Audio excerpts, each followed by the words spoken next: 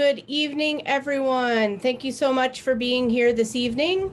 I'm Amy Erickson, the Executive Director at Angels Gate Cultural Center, and we're so happy that you've joined us for this Fall 2022 Studio Soup.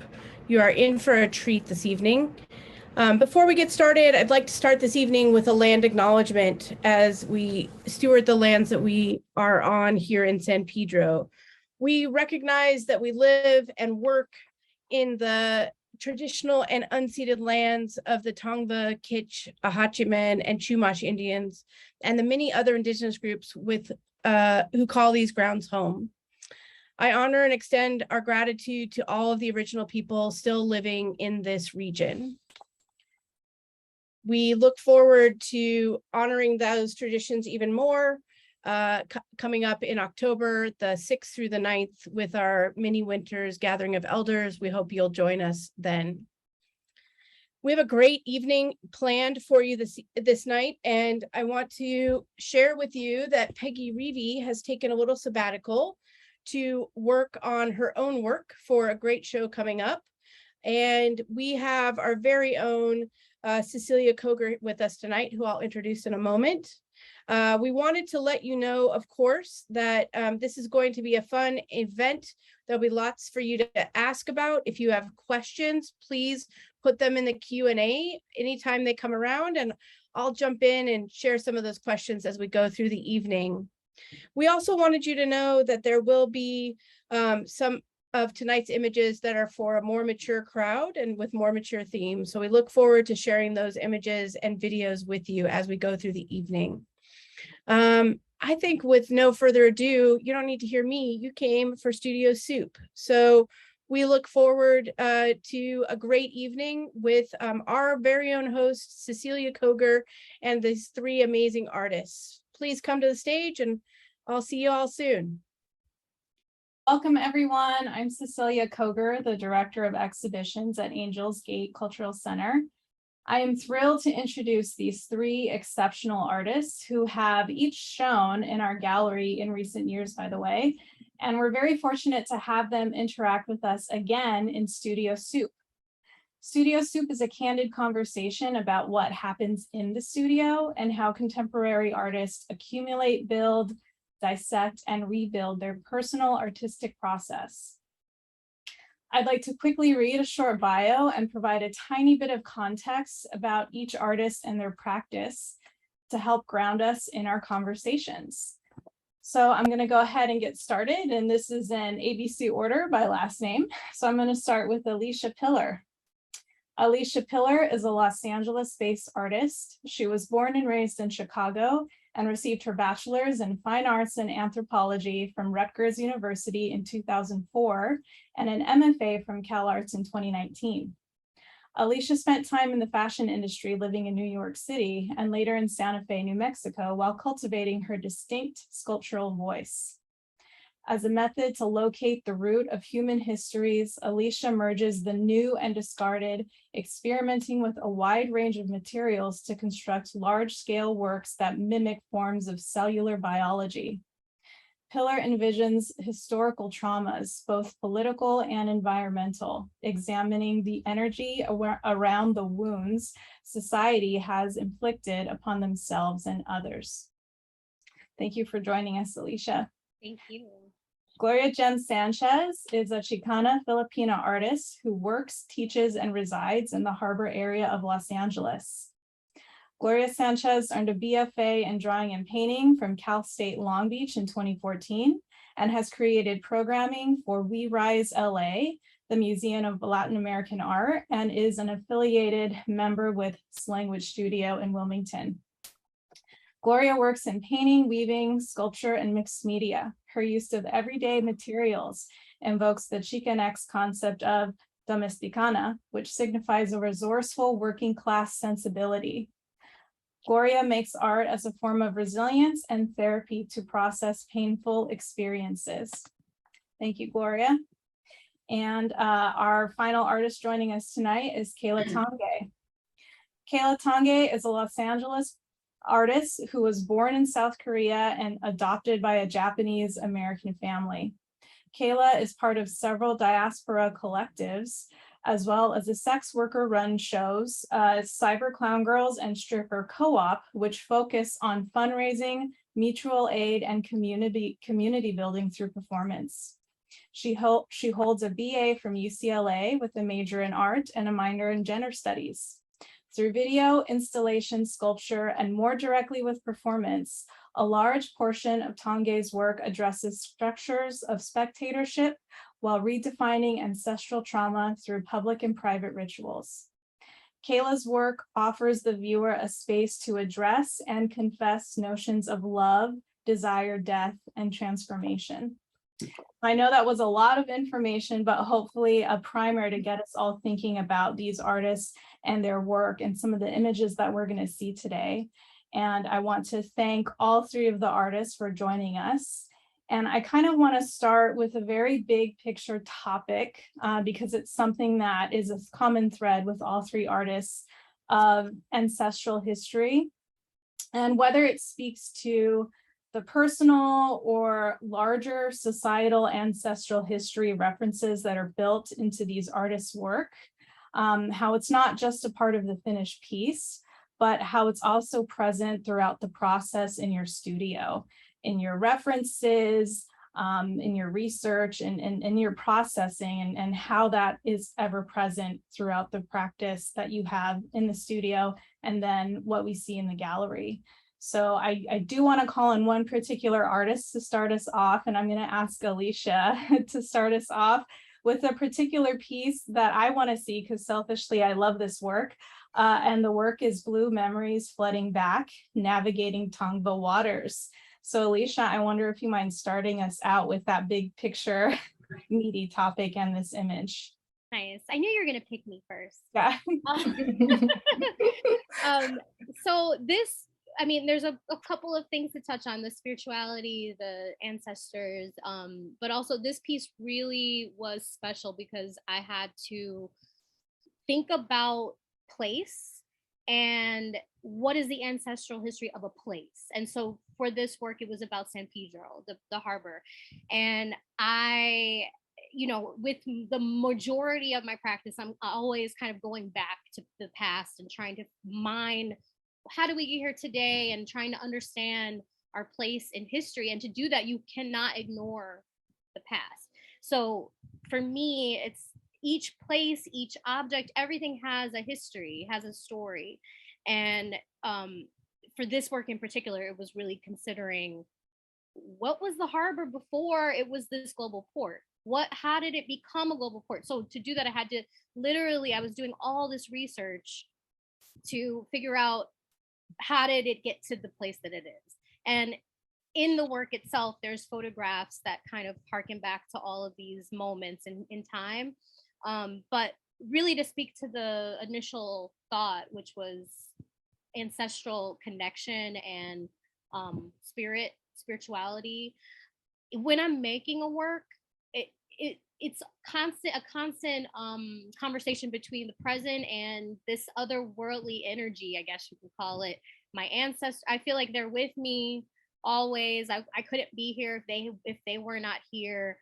So there's always this level of like energetic work that I'm doing, but also trying to tie it all in to a sculptural object, which sometimes seems insane, but I do think I get it. I'm learning to trust myself and let things just happen, which I do think is tied into this spiritual element as well sometimes, where I'm like, it's about intuition. I'm gonna stop there because I can just go on and on. But I want to chime in. I love the reference to water because a lot of different cultures have a connection to water as like a healing space, or like even with creation stories. Yeah, and when you're talking about like digging the histories of the harbor area, there's so many village sites of the Tongva, of the Hashman and Chumash folks, and it's really through like oral histories that you're able to find that too. And it's like, how do you get access to those oral histories? you know, you have to like build relationships. And I think that's like a beautiful part of, you know, the research process that you're talking about. Definitely. Yeah. And I mean, and just to speak to that a little, like when I'm doing these big projects, the research is this mixture of definitely, you know, internet searches, obviously, but there's for me, I need to be there. I need to walk the streets. I need to see the place. I need to photograph the people. I need to like be in it, which is super, super important. Yeah, I love that piece. And I love that yeah, it's you literally made it for that doorway. That was a new Yeah, I just remember seeing that and I was like, wow, this is so just like you could feel that, you know, you're like completely enveloped by this energy and this history, which was really cool. Yeah, and I do feel like that energy that you felt when you're interacting with that piece, I feel like Kayla and Gloria, you also like the energy really carries through the work and can be really impactful, and each of you do it in different ways. So I kind of want to ask each of you to sort of touch on that. And I feel like Gloria, I feel that energy in the use of your personal photos from your lineage. And then Kayla, you use it through relics that you embed in your work. So I'm wondering, either one of you, if you'd like to speak to that. So yeah, I'm gonna ask Gloria because you have a big smile. Yeah. Okay. Did I reference a slide or? Yeah. Okay. There's some great slides of some family photos that we can start with. Sure. Can we pull them up? Yeah, I believe they're 23 and 24. So while Annie's pulling those up, can you tell us a little bit more about how you use these in your process? So, you know, for myself, I never grew up knowing my parents, my grandparents, maternal and paternal. So, part of work, I feel like there's a longing to have a connection to them. And you know, a lot of it is, you know, that kind of unseen emotion and unseen feeling, like you're talking about, like energy that you fit, that you know is there, but you don't really have the words to process. And for me, that is familiar generational, intergenerational trauma. And you know, my grandparents were, you know, the photos on the left and this one, that's like in the 60s, but the photo on the left is I would say in the 50s. This is a little bit after my grandpa was home from the war. In World War II, he was in a POW camp, a Japanese POW camp, and he was, you know, tortured there. He was part of the Filipino guerrilla army. So, you know, that created a lot for our family, and you know, so much that they don't really speak about it. So this is like, that's like the unseen but felt feelings that I'm trying to process in my work, and like trying to give reverence to these people that I've never met, but you know, I'm connected to through blood and through stories that I hear through blood memory. Yeah, I mean, that energy is definitely felt. And then I would love to see one of the images where you actually integrated this in some cyanotypes. I believe it is slide, let's see, number 22, and it's an installation, again, that you did at Angels Gate. We're just starting out with all the Angels Gate works. And this is a piece that you actually did incorporate some of those actual photos, correct, or in this work? Yeah, and I consider my process to be like a collaboration with my family, with my grandparents, you know, with my ancestors, with my mom, my aunts and uncles, because they are my source of stories and memories. You know, and also these photos too, like my aunt was kind enough to send them to me. So I work from these old photos, kind of like you know, like mapping our own histories. It's important to me to do that because I feel like if we don't do that for ourselves, you know, who's gonna do it? Who's gonna like remember? Like Alicia was talking about, like you have to remember what's happened. You have to face what's happened in the good or bad, in order to like do what's right in the present, you know, and be a better relative and better ancestor and make better choices. So this work is about my grandma, honoring her life as like a a, you know, typical mom, but also she was a like an undercover in a sense. Like she helped work with the Japanese American undercover soldier, and they partnered up to send counterintelligence info to the Filipino guerrillas that were outside. And they were able to devise a plan with the POWs inside the prison and free like 500, I think it's like 500 people from there, from the camps. Mhm. So to me, I feel like really proud of that. And I feel like, you know, we have these unsung heroes that are never heard of. And I want to elevate those stories that are told to me, and, you know, have that love and reverence for my grandma or my Lola. So this one is also about, you know, the cyanotypes are a part of the past, right? Because they're monochromatic. And then there's the oldest photo of my grandma when she was a teen. And it's honoring like her traumas too, like her hardships trying to have, you know, babies at such a young age as a teenager. She had a lot of miscarriages. So like the weight of that generational trauma, and, you know, I feel like that carries over whether we know or not, you know, it's, if it's not resolved, it's still there. And then down at the bottom of the installation is the photo that my family took. My mom and her brothers and sisters took that photo when they first arrived here in the US in the 70s. So it's, this work is like a timeline, you know, from past to somewhat present. Yeah.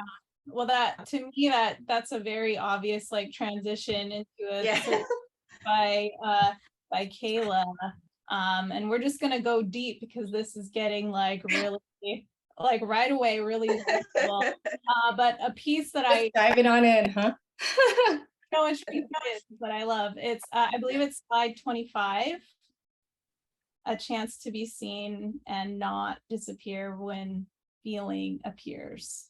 Maybe I got that title a little off, so correct me. There we go. So Kayla, I was awestruck by this piece when I first saw it in a show that was curated by the folks who run LA Art Documents. And then I recently saw this piece again. So I'd love you to tell us what this is and what the relics are that are shown in this work. Yeah, along the lines of what Gloria and Alicia were talking about, it's just like feeling, I mean, these documents, these photos, they all carry this energy, this pain.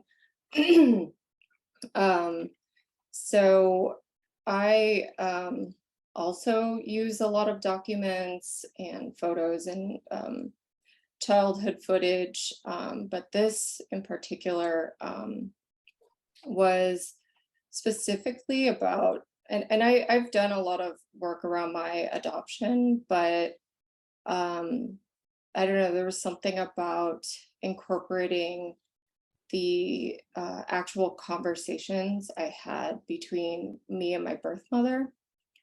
And some of these are translated into English by my social worker who was assigned to the case, and some I left in Korean. And some of the documents on the bottom 4 panels are like part of the actual adoption documents, legal documents. And yeah, basically I was adopted by a Japanese family, you know, which has its own historical complications between Japan and Korea. And, you know, Japanese family was interned during World War II in the United States. So that's also complicated, especially considering the US, 10% of the adoptees in the US, or 10% of the Koreans in the US are adoptees. So there's a lot of Korean babies that came here since the Korean War. So this is, you know, kind of, it's definitely been a source of longing and pain in my life. And I think it's just influenced a lot of decisions that I've made, bad and good. And I went back in 2011 to reunite with her. And when I got there, an hour before our meeting, she changed her mind. And so I was 28 at the time. And so I actually celebrated my 29th birthday in Korea by myself with a bunch of strangers, which was very surreal. So a lot of those letters I just kind of kept in my archives, like in my in my files, just for years and years. And I you know, when Jason and Voice Lab asked me to do the Memories show at Cal State, that was kind of what popped into my head. Like, I think I'm gonna tackle this thing, this like elephant in the room that I you know, I've made a film about, but I don't and I talk about the distress that it put me in, but I don't, you know, showing the actual letters that I wrote, that you know, the actual conversations that we had back and forth, and me kind of, you know, feeling like the adult in this situation, coming back. And, you know, I had to explain like how bad I felt, basically, to just be able to move on. And so, you know, that show was about ancestry and chosen family. And I think through that piece, like, as painful as it was, like, I did incorporate a lot of elements of joy, even though it doesn't appear that way. But just the color scheme alone references, you know, a lot of the work I've done in nightclubs and dancing, and places that I made community, and like places that I was able to perform and really kind of like exercise a lot of these feelings. So yeah, so that was definitely like basically putting the most vulnerable writing I think I've ever done, just on display for everyone to see.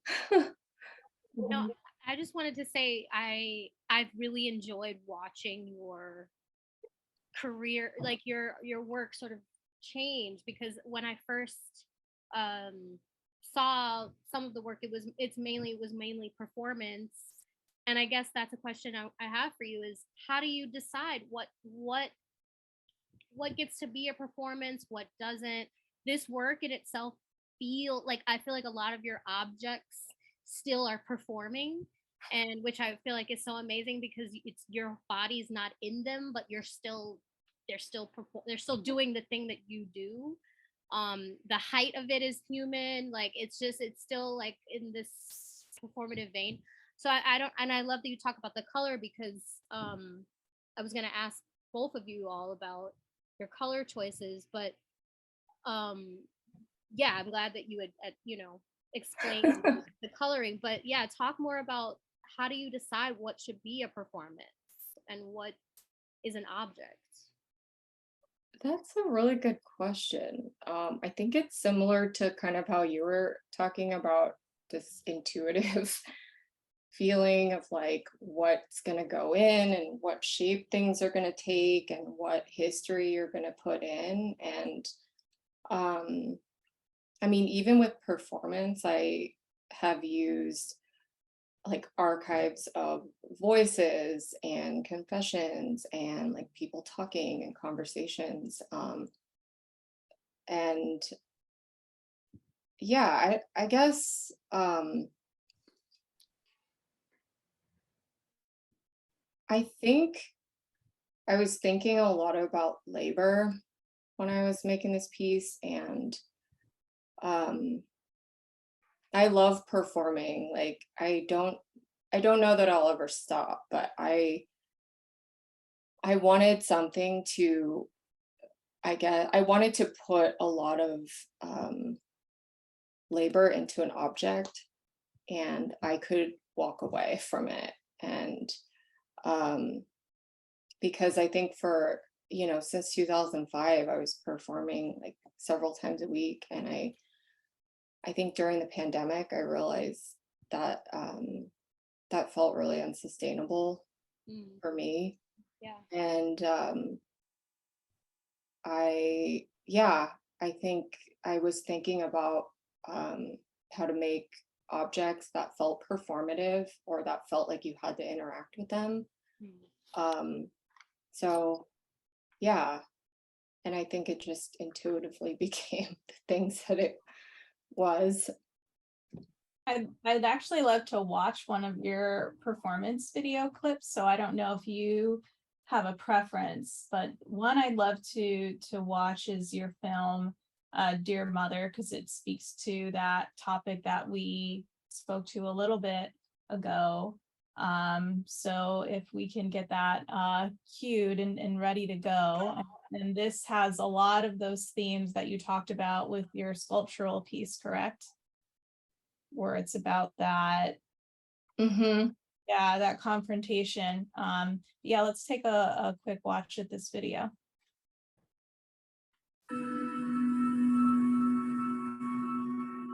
I was born May 22nd, 1982, in Seoul, Korea. But you know this. You were there. But did you know the social worker named me Mi Young? It means beautiful jade. And did you know a Japanese American couple adopted me and brought me to California to grow up? Do you know who I am today? I'll tell you. I'm Kayla Tange. I'm a dancer. I'm an artist. And I'm beautiful jade. I write to you for a single purpose, to say something, to say that I forgive you. I don't know if these are words you need to hear, but I'll repeat them. I forgive you. To the woman who gave birth to me, I forgive you. To the woman I've never known, except for when I look in the mirror, I forgive you. And to the woman who abandoned me, I forgive you. I don't say these words for you, to hurt you, or to heal you. I say them for myself. Yeah, that's a pretty powerful clip, and that body of work is so vulnerable. And I feel like there's also this sense of catharsis and release, and also healing that necessarily happens in the work that all three of you do. And I'd love to hear from Gloria or Alicia, that healing aspect, and how in your process it kind of brings you that relief from processing those heavy topics. So yeah, Gloria or Alicia, if you want to comment on that. I'll go first. Actually, let's pull up slide 8. So I'm pulling this particular piece up because it was when the pandemic happened, that was really like this sort of pivotal moment of change in the work. I mean, I'm still doing my same sort of aesthetic, but it became more immediate. It became more, oh my God, I'm checking the news every day. Oh my God, how many people died today? Every day. And so I was spinning in this cycle of sort of depression, like I think most people were. And so instead of me doing what I normally do, which is sort of look back in time, I was like, oh my God, the news. You know what I mean? Like just immediate the feelings of worry. And so the work that I was doing in 2020 was really just honing in on exactly what was happening. So in this work, the front part that's sort of spilling out is this chronological look at 2020 through the eyes of like news headlines going from January to December. And I wanted to create a piece that felt like, because I felt like I was drowning in this sorrow, but I wanted to find a way out. And so I kept having this thought of upwards and onwards. And in this work, you can't move forward. You really can't move in it at all. But in my mind, I was like, but you know, the only way out is upwards and onwards. That phrase just kept going through my mind. So this work that I did that year, a lot of the pieces became wearable, which I wouldn't say I feel like, I mean, yes, my background was fashion and jewelry design, but like I had moved so far from that it was weird for me to come back to that. And maybe there was some comfort in that. Maybe, you know, I wanted to create a sense of like, I am getting my life back in some way. And doing that was through the work, you know, and so by me putting on these almost pieces of armor, it was a literal moment of feeling like I'm still okay through all of this, you know. And and I say that because not every work is about that therapeutic aspect in that direct way. Sometimes it's like I just need to do this repetitive thing over and over again while I watch some trash TV, you know, like sometimes I just need to have that moment so that I can feel, you know, balanced, you know. And so I think that there's levels of therapeutic aspects to all the things that we do, but even within that, there's like, you know, sometimes I just need to do this one thing that maybe is a little more monotonous in the practice just to like get to a grounded level, you know. And then sometimes it's a bigger message, you know, of therapy. Yeah, and I remember talking to you in your studio about that, those repetitive processes and motions that help you get through, and you really see that hand, like you see your hand in the work and that building and that accumulation, it comes through. And I feel like, Gloria, you have a different strategy, in my opinion, for that sort of healing aspect. I feel like a big part of your practice is that community. So that community engagement and community practice. And I'm not sure which image you think kind of communicate this the best, but I would like to see slide number 14, because I feel like that was a piece you did in collaboration and another community building exercise. And maybe you could talk about that. Sure. Yeah, so this is Pláticas Poéticas. It's a collaborative work with my good friend and a sibling, chosen sibling, Siana Lee. So the way this work came about, we put this in Ganas de Existir at Angels Gate in 2018, and we were going to make our own separate works, but we had installed a show somewhere in LA, and then we went to hang out at LA Historic Park. and we're just, laying on the grass and like talking, and we started sharing our stories, what we've gone through, our healing journeys, and things we wanted to address, as far as like childhood traumas, abuse, things like that. And so this came together by holding space for each other every Sunday for, let's see, October, November, December, January, February, March, for about 5 or 6 months. Every Sunday we would meet, either at my studio at the time or Sienna's space. We would, start off, make tea for each other, bring snacks, just, talk, check in, and then we'd work on the sewing together, creating the skirt of different sayings, parts of our poems. So another thing we would do together on Sundays is write collaborative poetry. So kind of in the style of An Exquisite Corpse, where you write for 5 minutes or, a couple minutes, and then you leave only the last line for the other person to see. And so you kind of, you freestyle off of that last line. So we wrote so many poems and chose, the parts that stuck out to us, and made another poem out of those along the, and also in parts of the patches on the skirt.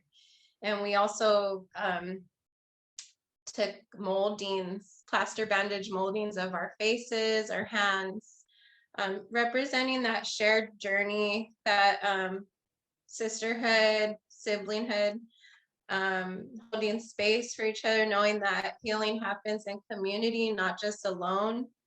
And also in connection to our spirituality, like we're also ceremony siblings, practice Mexican indigenous or Mexica and Lakota ways. So a little bit of those things like glyphs and,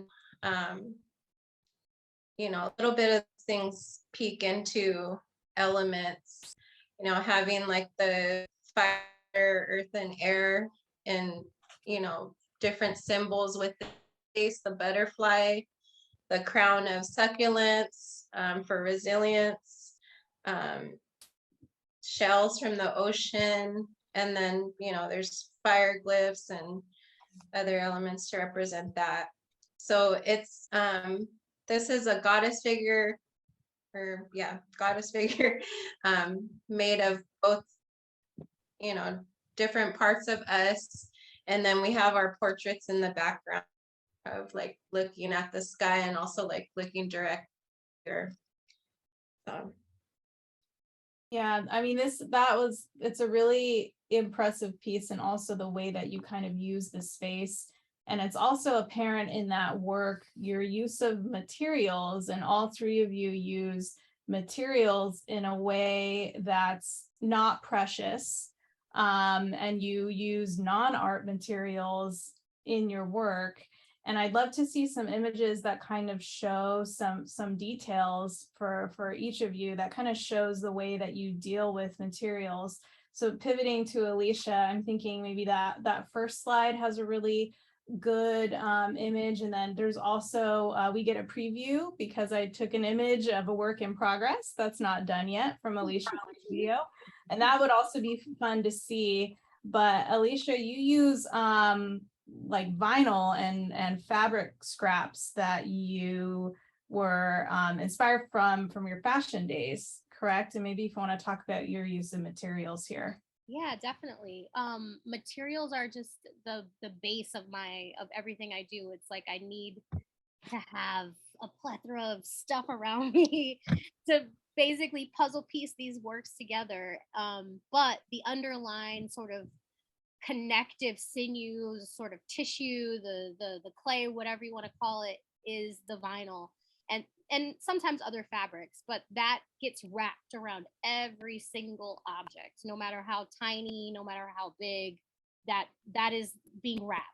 And so for me, that is because I'm creating an organism in a way from the cellular up. And so in order for the work to grow, I have to be able to, like, they all have to be wrapped, they all have to, piece together like cells or skin cells or whatever. But this in particular, the one that we're looking at, was really special because I was doing a show about St. Louis and the sort of place in history, what a city looks like in terms of their place in American history. And so St. Louis was just at the time I was doing a show there, so I really got to dive deep. And I went back in time all the way to this work has fossils from when the land was covered in ocean. But what was really cool was that I was really starting to curate specific materials that were not just found, because even though I love found objects, I'm also like, what poetically in a way makes sense. So the top part has these little squares, and those are pine wood. And the wood itself, to me, became this representation of two things: of the creation of a thing, of building a building from the ground up, and then also the burying of history and of a people and of a culture. And so that became a theme throughout that entire body of work. So this was just a great example of me mixing in some sort of metaphoric elements, but then also I work with my own photographs. The photographs themselves become objects, and those photographs tell a story. And the whole point is for me to tell this sort of narrative in each work. So yeah. I would love to jump in if you would. We have some questions from the audience at the moment. So I want to thank Juan for sending this one through. He asks, aside from inserting ancestral elements into your work or art practices, what ways do you keep your ancestors present in your daily lives? Any ritual or methods like writing about them, for example? And I have another question after this one. So thank you for your answers. Nice. I'll jump in. I have I have a sort of room full of tchotchkes, and because they literally are, it's like I have a bunch of stuff that I need around me, and a lot of that stuff is things I collect, but also things from my family. And so that includes photographs, that includes weird slides that my grandfather took that no one cares about, just I have them with me, and it's through an element of objects and photographs. And so I literally, sometimes I just talk to them, and not every day, but just, when I need them. But yeah, that in meditation, I do a lot of meditation. So they're with me all the time. I think the photos really help. Like I have photo of my dear friend who passed away, and just my parents and my sister and I, and we were really little. And I also have a lot of things that were given to me, even just very tiny things, or a note, written on a card, just kind of on my desk or in my studio on a shelf. I don't know. I even just like a hand sewn doll that a friend made. Just I really love seeing those things, and I feel like they give me a lot of joy. And especially when it's really hard and you're working really hard, and I don't know, sometimes you look over and see those things, you're like, okay, I could keep going. Yes. Yeah, same for me. I feel blessed and grateful that my dad was a photographer. So he, we have albums and albums of pictures, along with, older photos that I get from both sides of the family. And I like to collect things from nature, from the forest, particularly the LA, so-called LA National Forest. I love going there because from what one of my best friends told me, is it's similar to the land in Chihuahua, where my dad's side is from, in the Copper Canyons. So though I've never been there, I like going to that space that is similar terrain, similar flora. It makes me feel connected, and like having a rock, like what Maestra Olivia Chumacero says, like an ancestor stone to help you ground and feel connected to your ancestors, those who've come before on that land space. Other than that, in the past years, I've gotten tattoos that connect to a couple folks that have passed away. My father, who passed away in 2014.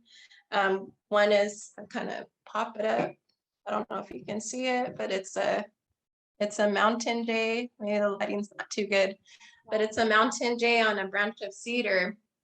And it comes from a dream that I had after the 2019 elders gathering. My dad came to me late in that month of October, and he gave me a blue bag, and he said, "You have everything you need." And I had a J on my right shoulder. So the next year for my birthday, I got that tattoo. And another one more recently, it's kind of a weird angle, but it's upside down in the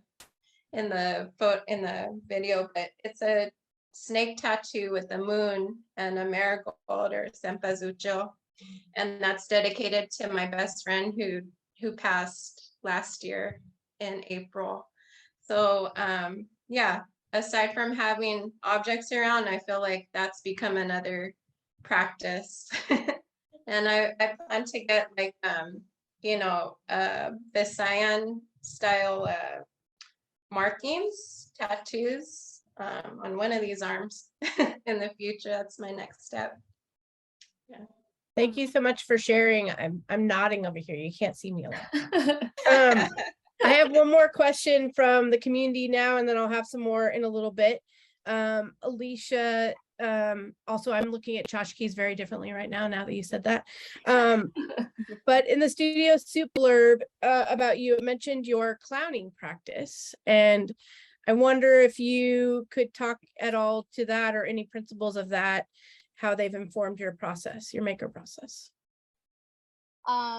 Yes, so I was a clown for 7 years of my life with my mom for when I was 7 to 14. So it was a long time ago. But that time of my life was really important, because not only we did it because my dad was going back to school, and we needed money, so there was this element of like resourcefulness, but also creativity.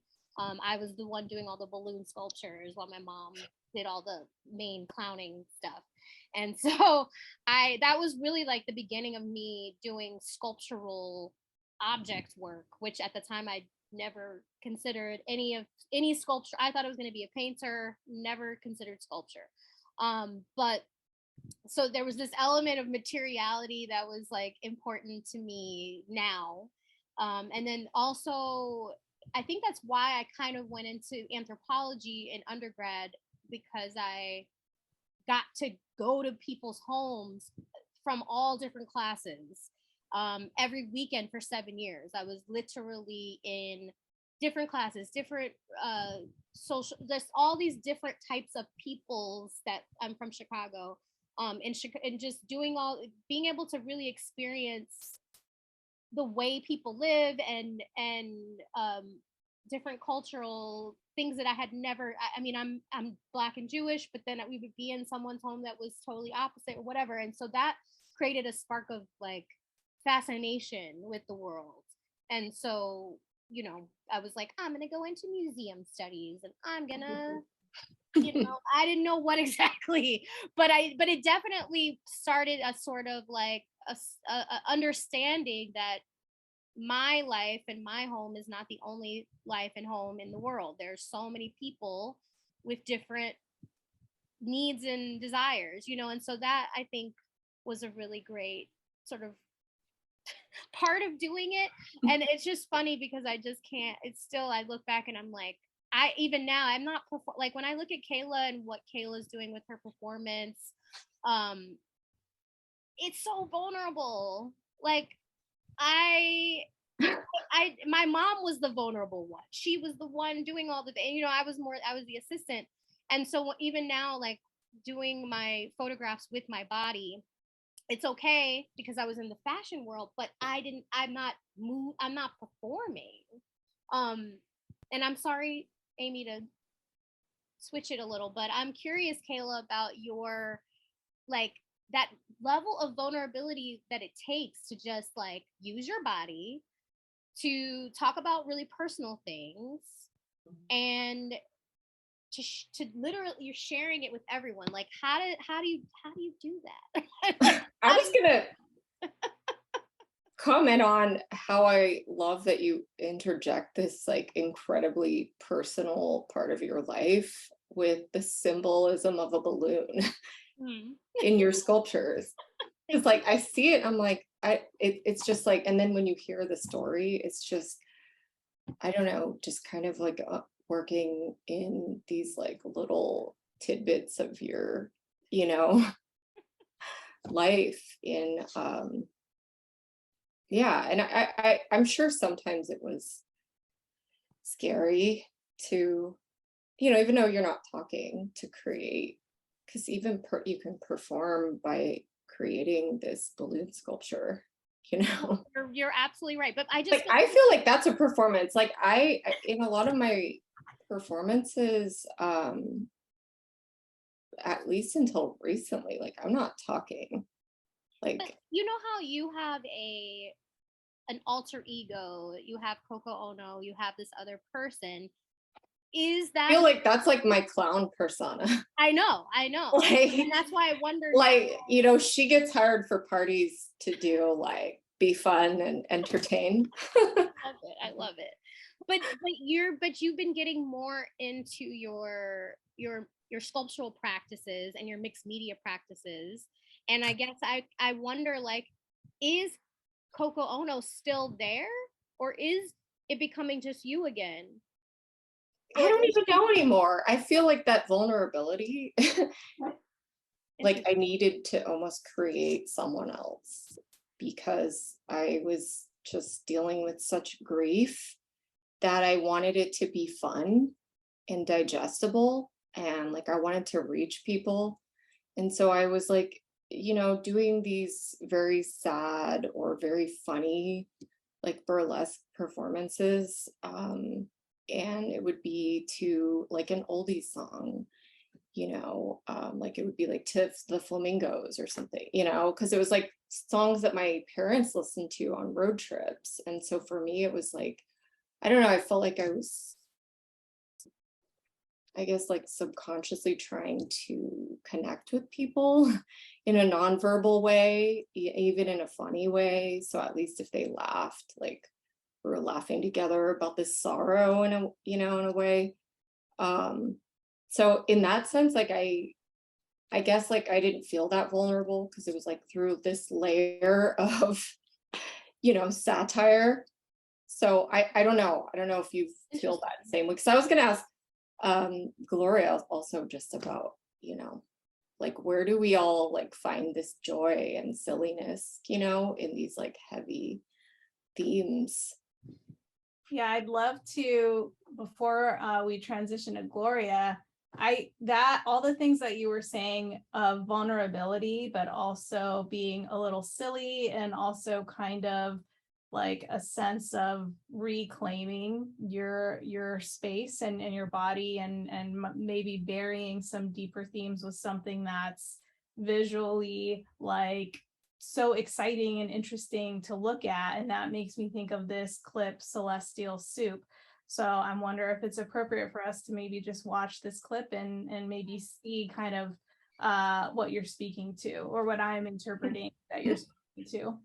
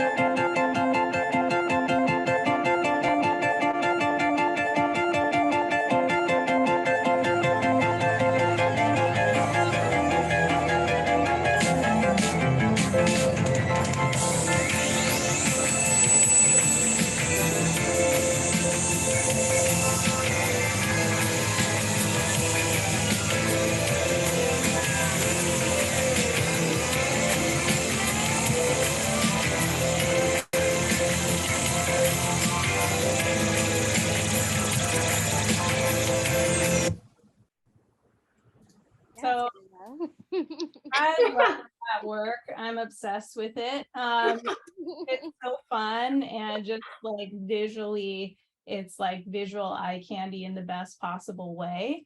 And I think there's this sort of lightness in the Coco Ono personality that yes, there's a lot of heavy stuff, but there's also this lightness that I really love and enjoy. And I'm wondering if, I feel like other artists also kind of express a certain lightness and playfulness in their work. And I feel, Gloria, you kind of do that too sometimes, especially in some of your use of materials that is also kind of treating materials with a certain sensibility that's not precious and a little bit playful. And I'm specifically thinking of, for example, slide 13, Linson Limpia, where you have this like figure that you've created. So I wonder, Annie, if you can pull that image, and if Gloria, you want to speak to that.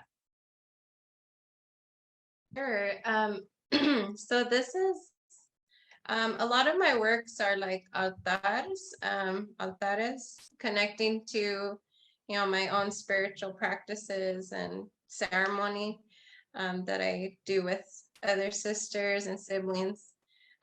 So this is actually created with a common household object. And for Filipinos, we call it a walis or walis tambo. So it's a grass broom.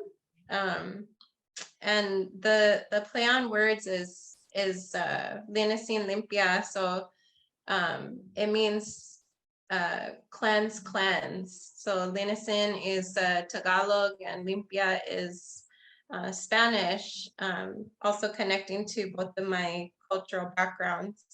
And it's, literally an object that you clean and sweep, your house, the porch. You have like 5 of them. One is actually used and the others are just like hanging in different areas in the corners on the wall. But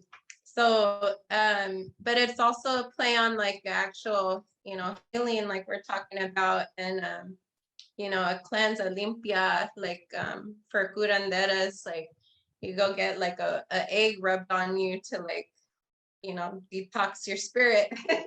So yeah, that's the inspiration behind this, and like using familiar materials like the palm leaves, the walis, guava leaves. That is a plant that connects to my Lola, my mom's mom. She would use guava leaves for, actual, you could eat the fruit, but the leaves can also be used for teas, for medicine. Like I've always heard stories of her making poultices and using them for scrapes for like my uncles when they fall, and also there's noodles present, which in the middle they kind of look like grass or some other natural material, but there's bihon glass noodles, and pandan leaves, which is also an item used commonly in food. So a lot of like familiar, materials that are within our culture, within Filipino culture.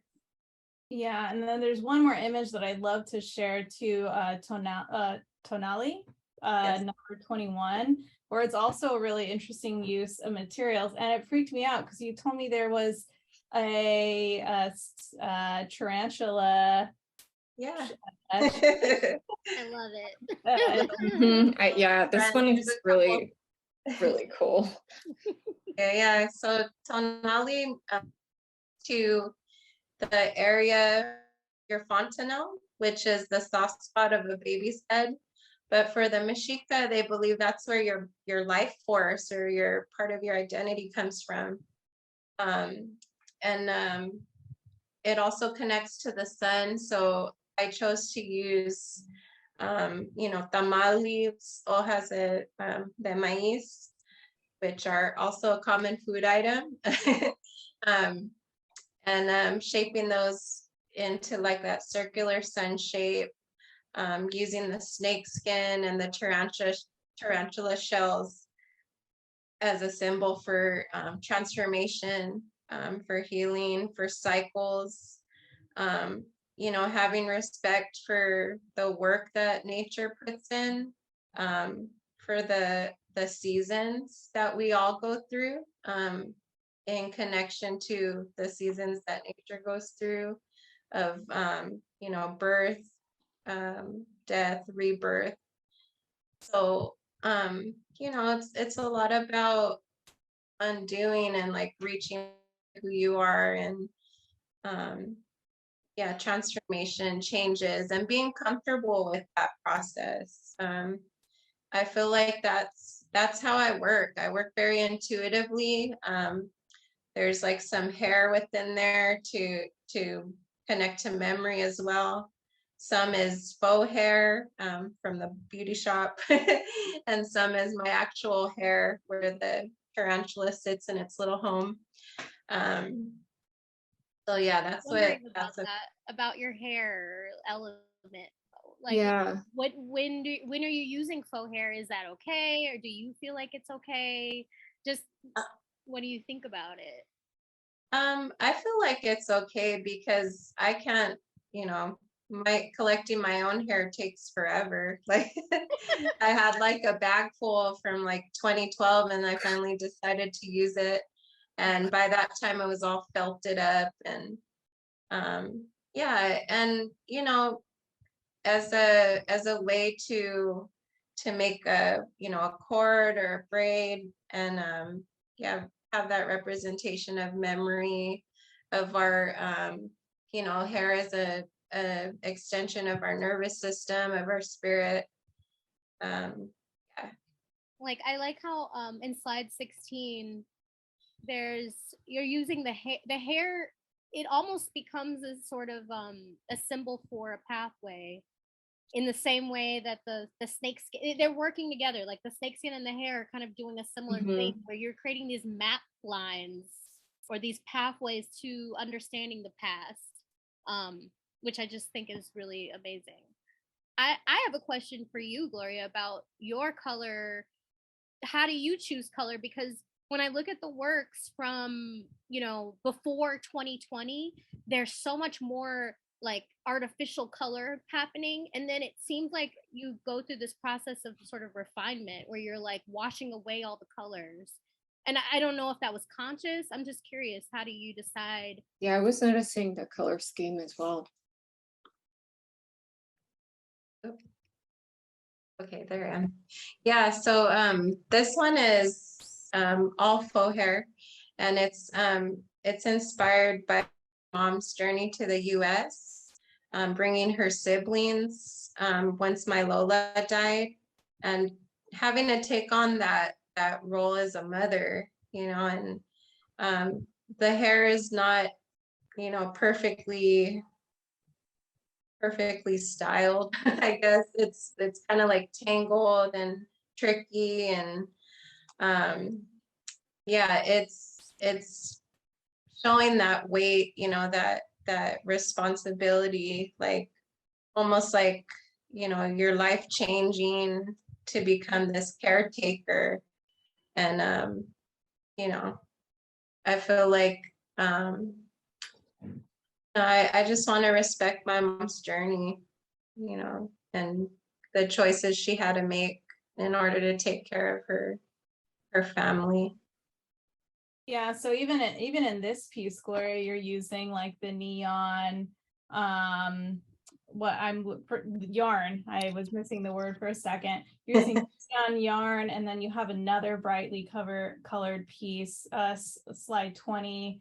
And then yeah, in your recent show, Cultural Undertow, which we showed the 2 images prior, you do lose a lot of that color and it just drains out of the work. So yeah, I also am curious why the color kind of like fades away in the more recent works. Yeah, I think I'm just gravitating to more natural tones, like maybe a more quiet demeanor, more held back, making more strategic choices. In the past, like I studied with Marie T. Ball at Cal State Long Beach, and it's very color focus, color theory, and I feel like that carried on into my works that were a little bit after graduation. And yeah, I feel like restraining from using really bright neon colors is letting the colors of the natural material speak for themselves and have its own voice and not be buried by, artificial colors. Yeah. No, but Yeah. I love that you're getting to a place where it's like, I don't know, it's just seamlessly coming together. Like in the work, the serpent skirt that we're looking at, you're letting that natural color come through, but then you're curating the color in a more elevated way is basically what I think, which I think is so cool to see the transition. Thank you. I have a question for both of you. I know you both talked about creating pieces intuitively, and I was curious because there's so much weaving and wrapping in both of your works. Like, I'm curious, like, how much you pre-plan and how much you kind of just let the spirit guide you and go whatever direction it needs to go. I mean, for me, it really depends. It's kind of a mixed bag of like, sometimes there's an object that I'm like, I'm really obsessed with this one thing and I need to like let it grow from there, or other times it's like, I just need to play with form and let it take me where it's going to take me. So it's kind of two things happening at once, where I'm guiding and then letting this other thing guide me at the same time. Like, you have an idea, I'm going to make a wearable piece, and then it kind of just goes from there. Or the opposite. I'm making something and I'm like, oh my God, this needs to be wearable. It happens both ways. But I just let it sort of, sometimes I make something and then it sits on my shelf for 2 years. So, and then I'm like, oh yeah, now this should be something, so it's like, I get into an obsession mode where I need to just make the thing that's in my mind or make something with my hands in that moment. And sometimes it means something specific and sometimes it's just like, I don't know yet. Yeah, I think the same for me. Certain materials excite me, and I sit with them, until it kind of tells you what to do. Exactly.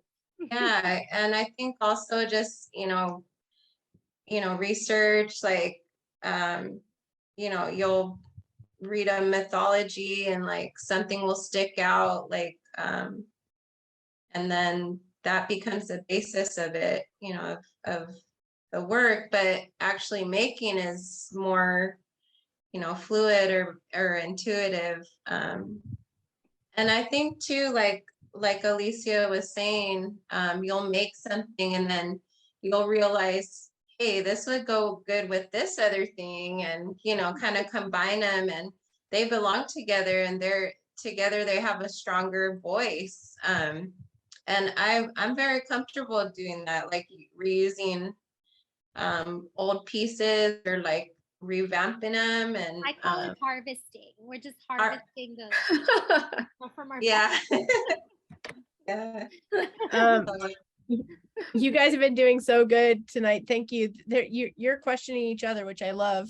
I do have another question from the audience that I think we've touched on a few times. I think you all have talked a lot about family and history and chosen family. The question was more about when you were younger, was family history easily available to all of you? Or were you doing a lot of researching and digging to get to this? And I think a couple of you have already spoken to this a little bit, but do you think knowing that history or learning that history through the digging at an earlier age has affected you as an artist at this age? So just something to think about. Kayla, you go first. I mean, my parents were pretty they kept my adoption documents, so that was, grateful for that. But I actually didn't see a photo of myself as an infant until I went to Korea, which was very strange. Wow. I had this idea that like all babies were 6 months old when they were born, like that size. So I was shocked. But like your family, Gloria, my mom liked to take lots of beta home videos. So yeah, I don't know about you too. Yeah. Well, I feel like it wasn't like things weren't readily available. Like there are certain tidbits that or more like personality traits shared about like my grandparents on both sides. But it wasn't really till we were older that my aunts and uncles shared actual memories. And like I never knew till a few years ago that my dad's mom was like a marathon dancer in the 20s. Oh my Whoa. God. And like she just That's really and then all of a sudden like my brother did you know ancestry research. We found like a picture of her when she first crossed the border. Like wow. we've the building that she stayed in El Paso when she first came over, it's still there. It's like this brick apartment building. So I want to make my way over there someday. Yeah, and more of like the traumatic stuff on my mom's side too. It's like, I guess on both sides, you don't learn about it till I guess they feel you're ready, like you're old enough. Yeah, like for instance, on my dad's side, something like a topic that I want to delve into more is after my dad's mom passed. So both of my grandmas passed kind of young. And after my dad's mom passed, he fled to Humboldt, like the Humboldt area in Northern California and Eureka, to work out there. And so I have like a brother and a sister that I've never met that were my dad, had a relation with a Wegot woman. Wegot is the tribe that's in Northern California in the area of Arcata, so-called. So that's something my brother and I've always talked about. Like, I wonder if we could ever meet them, and like there's that longing again, like to get to know who these people are. But yeah, it's, I think to answer the question, yeah, not till like we were of age. Yeah. I think for me, growing up in a household that is, my mom is Black, my father was Jewish, and they're still together for over 40 years. Like I always have had this like strong base of both where, my mom, where both of them were telling me about history, the Holocaust, slavery, all of these traumatic moments in the history of the family. And I think that those always hit me really hard because, growing up, in the 90s, 80s, 90s, there was no slavery around me. There's no Holocaust around me. There's wars, you know what I mean? But there wasn't those extreme things happening. And so those things always sort of, I just remember like going to the Holocaust Museum with my family at a very young age and seeing like piles of bodies, those things stick with me. And really, really are the root of why I'm like, we can't forget this history.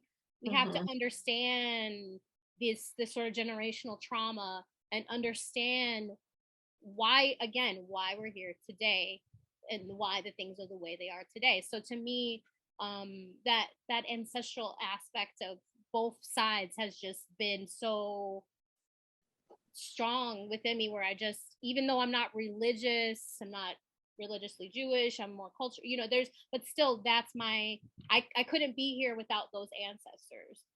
And I think one big thing that keeps me going, pushing forward in my work and just in life in general, is that I always think about, like, I have a lot of images of like of female ancestors that I have known or that I didn't get to meet in the house.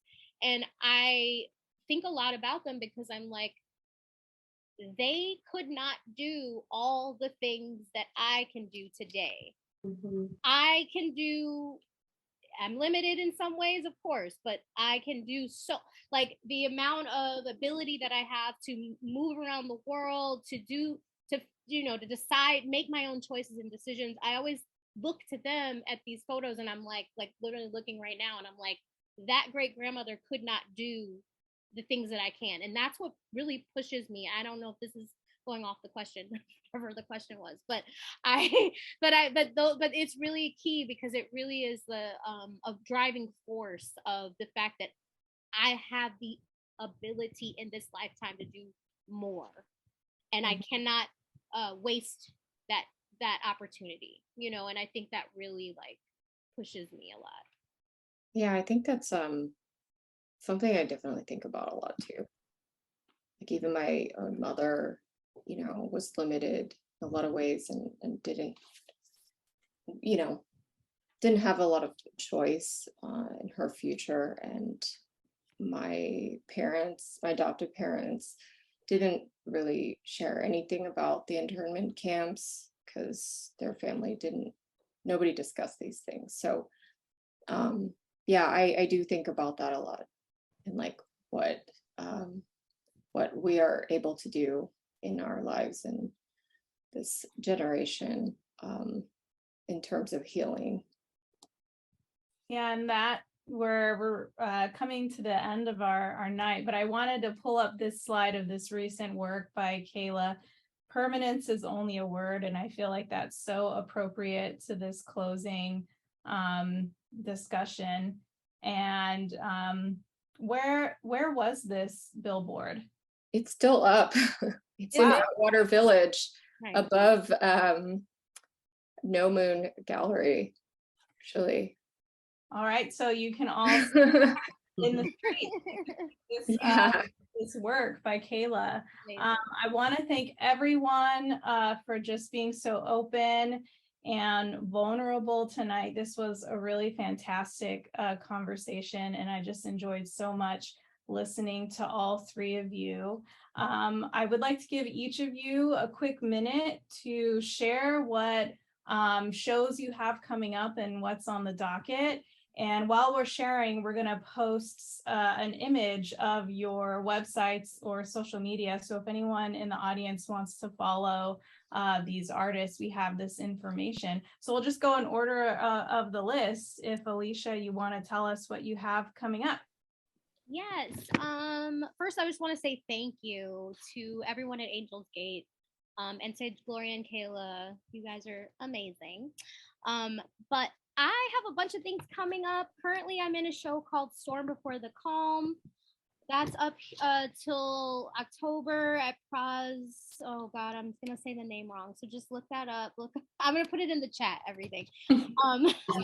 And I have Orange County Museum of Art. The biennial's coming up. That's opening in October. St. Louis Obispo Museum of Art. Something's opening in December. Craft Contemporary Museum. I have a solo show in January. Really excited. And last but not least, the Getty Villa and Transformative Arts. They're doing a really big group show dealing with adornment. So I'll put everything in the chat. Thank you guys. Gloria, what's coming up with you? Yes, so I have, I'm part of a group show at Doyle Arts Pavilion at Orange Coast College. It's called For Some Memory or Some Land, with Miss Jackie Castillo, Juan Gomez, Alvaro Marquez, Narciso Martinez, Heidi Ortiz, Jinx Prado, Chris Velasco, and it's curated by Dakota Newt. That opens on October 6th. Oh, sorry. September 26th and goes to December 1st. And then there's also a show curated by Chris Velasco and Sybil Venegas at Avenue 50. It's called Landscapes of Memory, opening October 6th to December 12th. And then I'm also going to be doing the window dressing series at Cerritos College from November 21st to December 2nd, and that's titled Reciprocity. And also co-curating the Slanguage show, which is coming up at Angels Gate. It's going to open on October 22nd to December 10th. So hopefully y'all can come to that and the Elders Gathering next month. Thank you. Kayla, what's on your docket? Well, thanks for having me, and Alicia and Gloria for your generous conversations today. I have the billboard, which is up for I think another 2 months, and it's in Atwater Village on Glendale Boulevard. And then I'm doing a show. I won a Korean Artist Fellowship in New York called AHL, and I'm actually taking a chance to be seen to New York. That opens October 29th. And then this Thursday, Cyber Clown Girls is raising money for the stripper strike in North Hollywood, which has been striking for fair labor practices. And so we've been doing shows to raise money for the striking dancers. So that's what I have going on right now. Great. Well, you all are so busy. So again, I just really appreciate the time, not only being here tonight, but in preparing for this event. So thank you again. And again, please follow these artists if you need this information later. You can always reach out to me or anyone at Angels Gate, and we can give you all these links. If the artists want to wait off stage for our after party, I'd also like to do a round of thank yous for the crew who made this possible. So you haven't seen her tonight, but she's there in the background. She is the director and producer of Studio Soup, and she initially thought of this concept with our former host who's on a temporary leave of absence while she works on her own practice. That's Judith Blahnik. So thank you, Judith, for all of your work in making this possible and for giving us this vision to have this fantastic event. Thank you, Amy, our executive director, for being the champion of this series, and then also running our Q&A and then doing the videos. And then thank you, Annie. Putting together all those slides was a ton of work, and also pulling them up. Couldn't have done it without you. So thank you so much. And then, of course, another thank you to Adam Gaxiola, who graciously lets us use his music for our introduction. And now I just want to show you some upcoming events. So we have a lot going on at Angels Gate Fall. There's plenty to do with us.